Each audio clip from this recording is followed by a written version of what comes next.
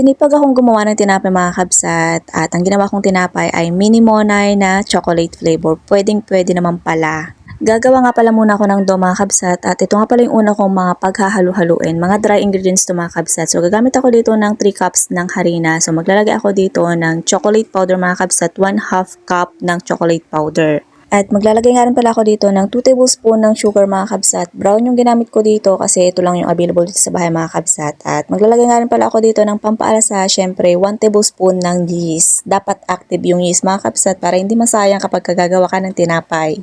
At sinunod ko na nga rin palang pinaghalo-halo dito yung mga wet ingredients mga kabsat. So gagamit ako dito ng isang pirasong itlog, 1/2 cup ng mantika at gagamit ako dito ng 1 cup ng tubig.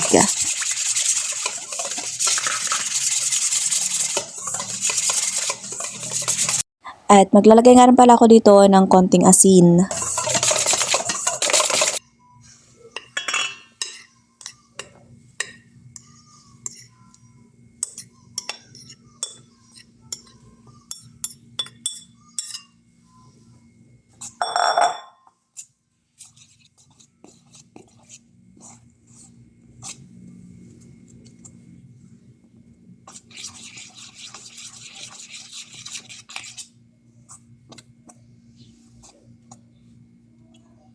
So kapag medyo dry pa yung gagawing dough mga kabsat ay pwedeng magdagdag ng tubig. Ako dito ay nagdagdag nga pala ako dito ng mga kalahating cup ng tubig.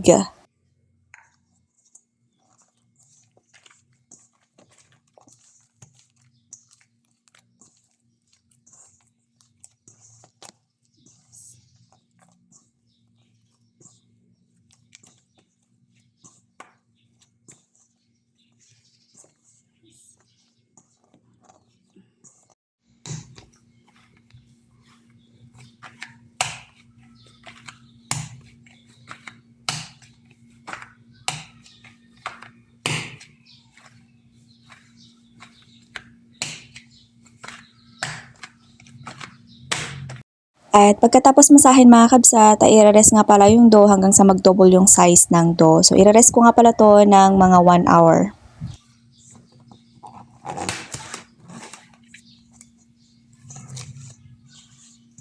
And after 1 hour nga pala at nag-double size na yung dough mga kabsat, ay pwede na tong hati-hatiin. First time kong gumawa ng tinapay mga kabsat, ang flavor ay chocolate.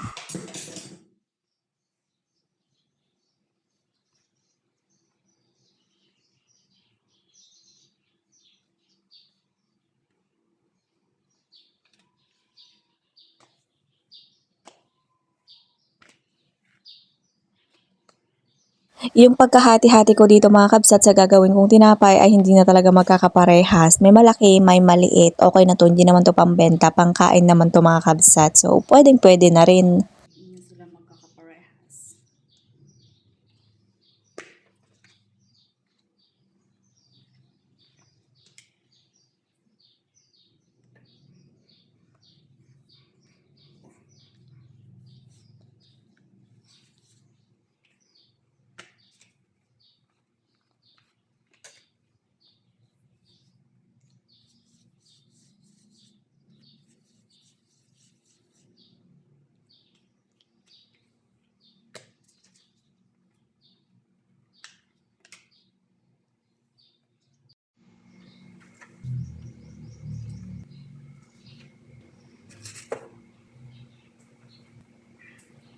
At eto na din lahat-lahat yung mga nagawa ko mga kabsat. Marami-rami na rin at kasyang-kasya na sa amin. At bago ko nga pala i-bake mga kabsat, ay i-rest ko nga pala muna ng 10 minutes.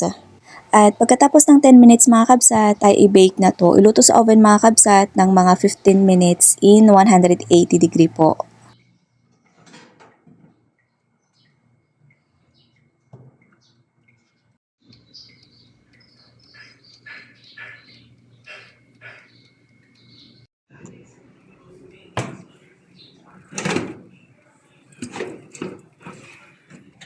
And after 15 minutes mga kabsat ay luto na yung mini monay choco flavor, o diba? Kahit na hindi pantay-pantay ay okay lang mga kabsat kasi tutubo naman.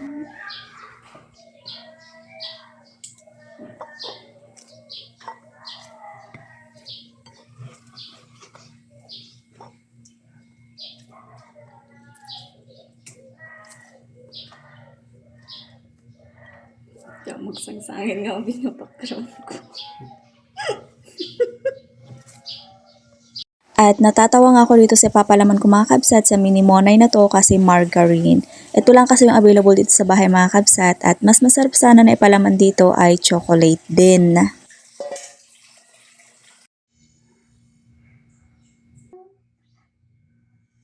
Pero masarap din naman mga kabsat kahit na margarine lang yung palaman. So yun ang for today's video mga kabsat. Thank you for watching. God bless. Bye bye. Ingat, ingat.